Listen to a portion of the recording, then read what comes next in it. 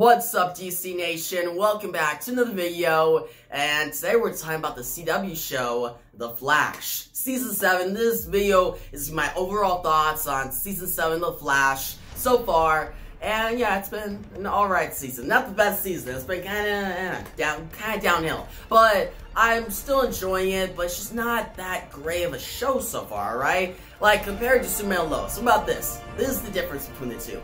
Tuesday night, they both dropped, right? Superman and Lois, once that drops, I'm there. I'm like right here watching that show. Being like, my full attention. I'm excited for it. Watch it all the way through. I'm doing reaction reviews each week for it, guys. Definitely check out those. All of you guys have been watching those. I know, like the viewership, the likes. You guys have been really enjoying them, which I really appreciate you guys watching. But I've been really enjoying making those videos because I love the show. It's such an awesome show.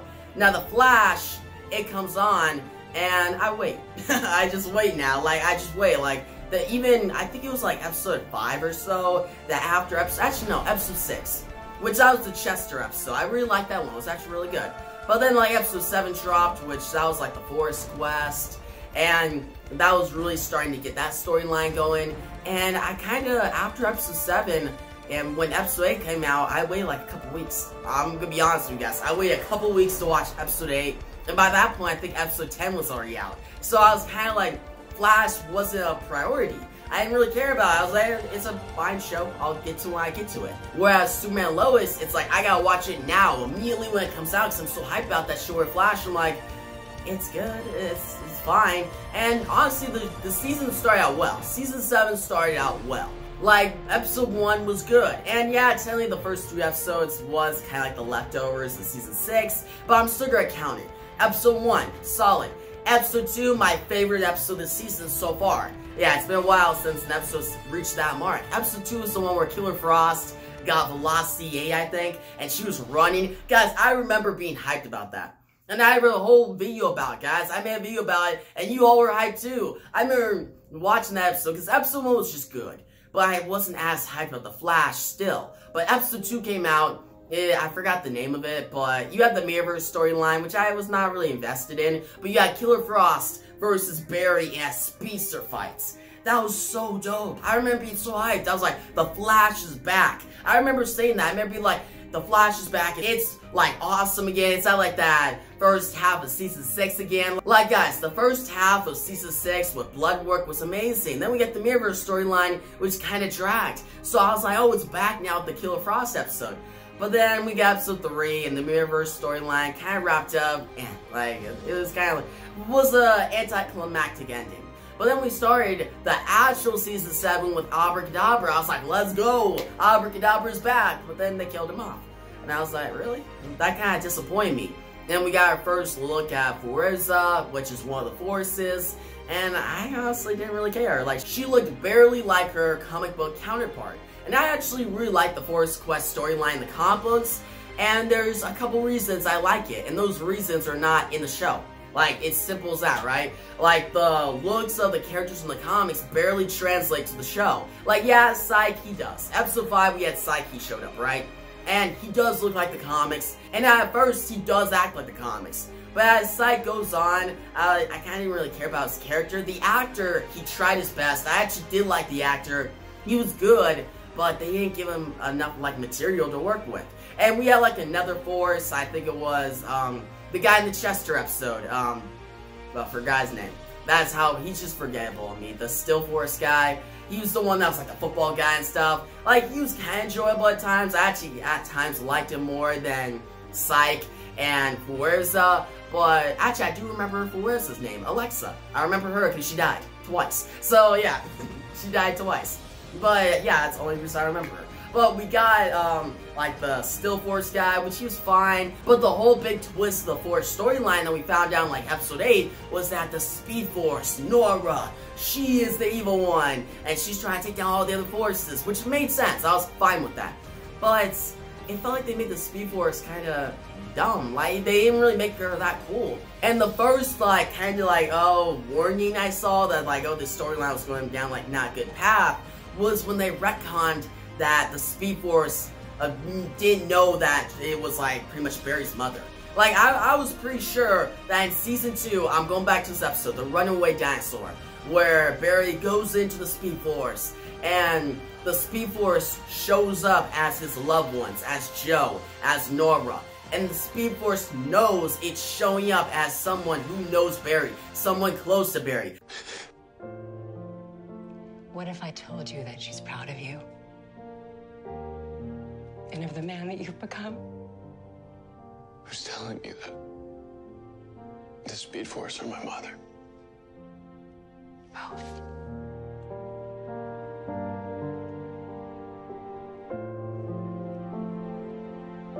The Speed Force wasn't like, man, Nora looks like a good body, I should show up as her. Or, oh, Joe, oh, okay, I like his body, I'll show up as him. No, it's not like that. That don't make sense. So in the episode, I think it was episode 7, when Barry was having problems with the Speed Force living with him and Iris, and that the Speed Force was as like his mother, and Iris revealed to the Speed Force that, oh, you actually look like Barry's mother, and the Speed Force was like, oh, I didn't know.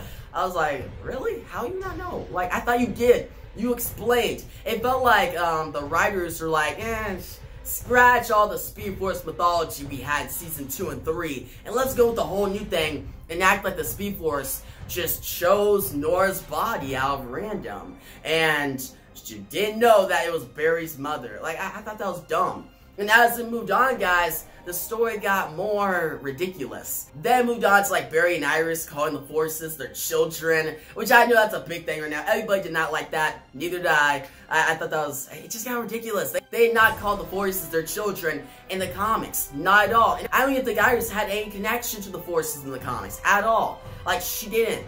And here, like, beginning actually like the Mirrorverse wrap up, we had Iris like create the Speed Force again with the power of love. No, not like that. That was dumb. But moving on, like, then Iris had like the power, and Nora was trying to take down all the Forces and take down Iris, and Barry was like, no, that's my children. And I was like, oh, this is getting stupid. I did not like it. But I gave a benefit of the doubt. Up to episode 10, it was actually the second to last episode, like the Forces storyline. There was one episode left, episode 11. I was like, maybe they could wrap it up good if they bring in the Black Flash. I was like, if they bring in the Black Flash, then I'll excuse all the other dumb mistakes they made, and I'll be like, this is a good storyline. I'll like it. But guess what? They didn't do that, because they don't know what they're doing with the storyline. They didn't know it all. Like, the writers really fumbled it. They fumbled the Forces storyline. And what makes this worse is that, okay, in Joshua Williamson's Flash run, his comic book run, which is one of the best Flash, runs of all time, in my opinion, it was a 100-issue run that ended like a year ago. Really well written. Like, Joshua Williamson just did such an amazing job. Like, I loved his run. He was great. And the Forces storyline, even though it was a little rushed, it still set up well. Like, you had the Forces take over the Trickster, take over villains first, before introducing, like, new characters to take over those Forces, right? And I liked how Joshua Williamson did that. And at the end of the storyline, we had the Black Flash show up, kill Psyche. If you guys haven't read those comics, sorry for the spoilers. But come on, if you're watching a video about the Forces storyline in Flash Season 7, expect spoilers. But still, we had the Black Flash show up in that storyline, kill Psyche, and use like a big threat. And Barry was like, what am I gonna do? Like, I don't know what to do. And actually, in the comics, there wasn't like a black football guy being the Still Force. It was like a whole different guy. I think he was like Steadfast. That was his name. And he was actually way cooler than the Still Force guy we got in this show. And I was disappointed not to see him. Yes, we got Forza and Psyche, but did not have Steadfast. I found that disappointing. But the biggest disappointment, no Black Flash. Like, why would you take out the best part of that storyline? Why? Like, DC, Flash writers, why? Why would you do that? Like, you just made it about the Forces. It made it generic. Like, you just made, oh, the Barry and Iris children. And then how they wrapped it up, we had really mediocre fight sequence that I was like, I thought Flash had better CGI. Like, I was pretty sure Flash had better CGI. But by the way, guys, I was watching, I watched like the final part of the Forces storyline right after Superman Lois. And I think that week, it was the whole John Henry Irons episode about how he was Steel, masterpiece episode. So I watched The Flash right afterwards. I was like, man, this show is not in a good place. Like, it's nowhere near the quality of Superman Lois. And how they wrapped it up, it was like Nora doesn't want to be alone at the Speed Force. I'm like, you've been alone for so long. You've been alone. bro, you've been alone for like generations. The Speed Force has been around for so long, just alone. No other forces. But out of the blue, these forces get created. And all of a sudden, you're like, oh, I can't live alone again. It's been like 6 weeks, or how long the show's been going. Like, it's been 10 weeks, and I finally have brothers and sisters. I can't live without them. I'm like, no, you can. Like, how is that the thing to bring Nora back? She went from a full-on villain to, oh, I can't be alone, I gotta be a hero again. Or not a hero, but just a good person. Or a good force. I'm like, really? That was dumb. And then they put all these forces inside, like, a house of the Speed Force when it was dead, but it's now alive. It was all confusing. The writers did not explain it well at all. It was very complicated, very convoluted, and I didn't like it. And now it feels like the forces and the Speed Force are being put to the side, and they're just done with them. The writers screwed them, made that whole storyline very stupid, and we're not coming back to it. And yeah, I know some of you guys really love that storyline. I know, but for me, I kept giving it the benefit of the doubt. I kept being like, it's gonna get better, it's gonna get, they have the potential, they have the forces here at least. They had like the good foundation, but they didn't go through with it. They didn't have my big disappointment, I'm gonna keep bringing this up. No Black Flash, like, why would you not bring in back Black Flash? Like, I know there's some people out there complaining about the whole, the forces are burying eyes of children, like that's their biggest complaint. But if you read the comics, you'd be like, Black Flash, no Black Flash is my biggest complaint. I was really gonna be excited because we haven't seen the Black Flash since like season 3. And I know some of you are gonna say, oh, Killer Frost destroyed the Black Flash. But post-crisis, just act like the Black Flash is back. Or say, or yeah, even better actually. When Iris recreated the Speed Force, hear this. When she recreated the Speed Force, she recreated the Black Flash. Simple as that. Now, I am a little skeptical, like, if they did bring back the Black Flash, maybe the Flash writers will make him, like, the Black Flash that doesn't kill.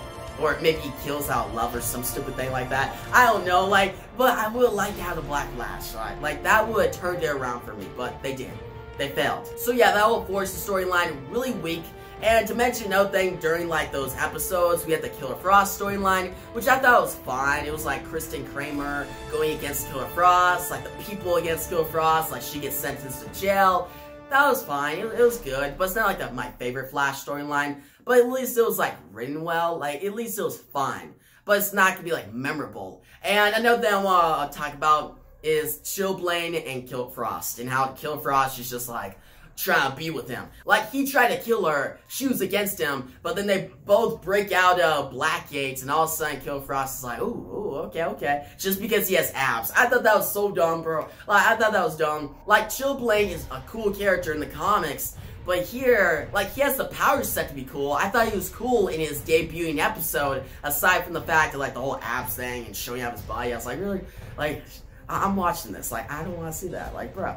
Like, really? I don't want to see that. But here, then, when they kept going the whole thing that he's gonna be like with a relationship with Killer Frost, they haven't gone through with it yet, but it's like hinting at that. I don't want Chillblaine to be a love interest with Killer Frost. I don't want that. I want him to be a villain. I want him to be a villain that shows up maybe once in a while and is actually badass. Not a villain that, oh, he was a villain first, but now he's gonna be a series regular, and he's gonna be on the show for the final few seasons, and oh, he's with Killer Frost. No, I don't want that. And by the way, guys, which character I think is better, Killer Frost or Caitlyn? At this point, Killer Frost. I like Killer Frost way better. Danielle Panabaker, she acts way better as Killer Frost. You can see it, guys, and she enjoys it more. When Danielle Panabaker is playing Caitlyn, it feels like she doesn't care anymore, and I don't blame her. Like, Caitlyn's barely got anything to do this season, other than being in Killer Frost's storyline. So yeah, getting rid of Killer Frost right now, it feels like she's off to the side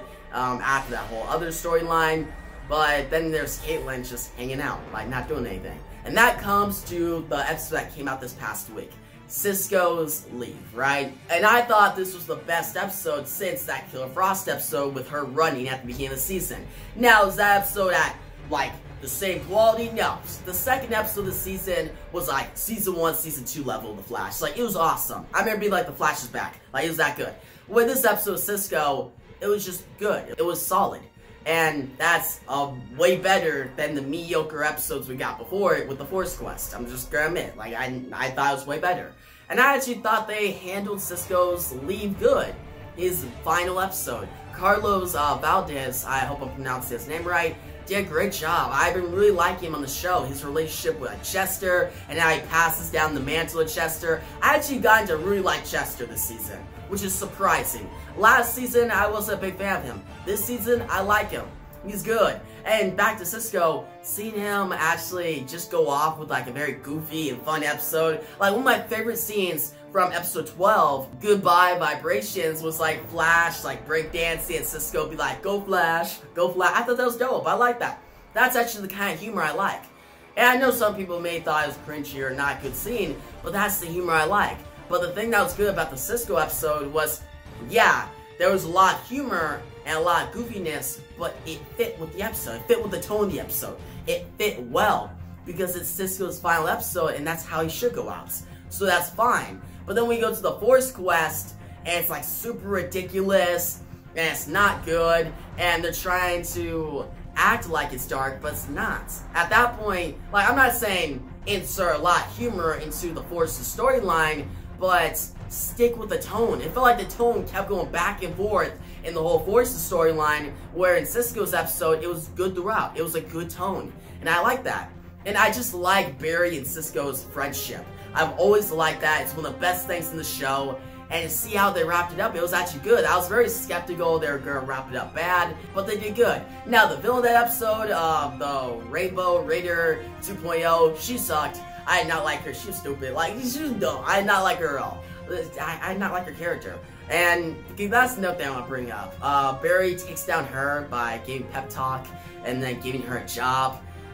That's something about the Flash this season. There's not a lot of action. It's been a lot of Flash just giving like pep talks. You gotta give fans a good action sequence. Like, give us like where Flash is just taking villains down. Like, that was something I was really disappointed with the Abracadabra episode. I was expecting Flash and Abracadabra to go toe to toe to be an epic fight. No, Flash just talks him down, pep talk, and I was disappointed in that.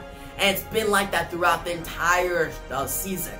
No big action sequence. The only big action sequence we got this season really was Killer Frost versus Flash in that speedster battle. And guess what? That episode with that fight sequence was the best episode of the season. So, and fans agree with that. So writers should just listen.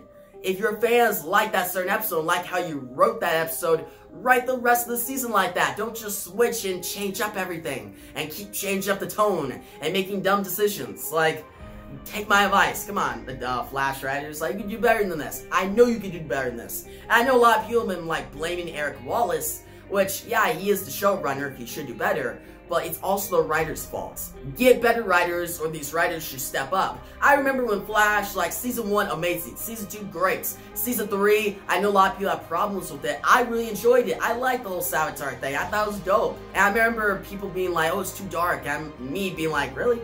Too dark? I like this. Like, it was good. Then Season 4, a little weaker, but I still liked it. Season 5, only good because of Reverse Flash. Season 6 came back, I was like, Eric Wallace is doing good with like blood work, but then the Mirrorverse storyline dragged a little bit, but I gave it a benefit of the doubt because of COVID. But now we're in Season 7, and the writers are really showing their hand now that they don't know how to write the show anymore. Like, I hope that's not true. I hope they can write a good storyline coming up with like Godspeed and Impulse. By the way, I am super hyped for Impulse. I know some people are saying his look doesn't look good by just that one image. But that one image that they released was a bad image. There's other images going around that make Jordan Fisher look great. And I'm excited to see Impulse. I'm excited for Godspeed. But I'm skeptical at the same time that these writers are going to screw it up just like they screwed up the Forces storyline. So yeah, I'm going to keep watching The Flash. I'm going to keep up to date with it. I'm not going to do videos on each episode because I'm more invested and hyped about Superman Lois. I'll do videos on that, but I will do a video up to like the Impulse episode, right? Up to like the 149th episode, I'll do a video covering the other episodes before it, and the 150th episode with Impulse and Godspeed, I'll do a reaction review. I'm actually hyped for that episode. Where the upcoming episodes about Cecile and Allegra, nothing against Allegra and Cecile, but I'm not really invested in their character as much. Like, they're fine, but they're not awesome. I want to see more Flash. I want to see Flash speeding around, fighting villains. I want to see all these side storylines. I know there are people out there like, I like seeing episodes about the supporting characters. yeah, I'm fine with that too. But when you have so much of that, and especially after coming off of like a bad storyline, it just makes those episodes kind of not really important. I'm not really invested in that. So yeah, guys, overall, this season so far, we're actually really like, well, we're more than halfway through. I'll act like this is like the first half of the season. It's more like 2/3, but still, this first part of the season, I'm gonna give a 6 out of 10. 6 out of 10, guys.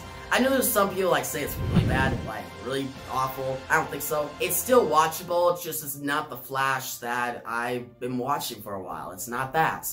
But I'm gonna keep with it, as I always do with these DC shows, because I'm a DC fan that wants to see these shows thrive and do great. But for now, it's just not the quality of Superman Lois or Stargirl or all the other DC shows. So yeah, hopefully Flash Season 7 gets better. I hope when Godspeed and Impulse show up, it gives like Flash Season 1-2 vibes, and gets me hyped about it again, and then we can act like this video was just, okay, they were just in a phase, the writers were in a bad phase, but they're back, they come back strong. Actually, Season 8, I'm kind of excited for it, because it's supposed to like start out with like a 5-episode crossover, so that's cool, but we need to end this season on a good note. If we end this season on a good note, then the next season will be better. And then as we go on, it'll keep going. But if we keep on this path of just bad storylines, just missed opportunities, and not being the Flash that all us fans want to be, then the show will start going down and not many viewers. And I don't want Flash to go into that direction. Like Arrow ended on a strong note. And I want Flash to end on a strong note as well, not on a mediocre note. But yeah, guys, that's gonna wrap it up. I've been talking for a while, kind of ranted in a way, but I wanted to get this out there because I know some of you guys have been wanting to hear my thoughts on the season and see what I have to think. But yeah, guys, tell me your thoughts on the season down below. What's your favorite episode? What do you think about the Forces storyline? And do you think the show will get better? Are you excited for Impulse? Just give me your thoughts on Flash in general down below. And yeah, guys, if you like the video, give a big thumbs up on your channel. Make sure to subscribe, hit the notification bell so you don't miss out on my next Flash video. And yeah, thanks for watching, and peace out.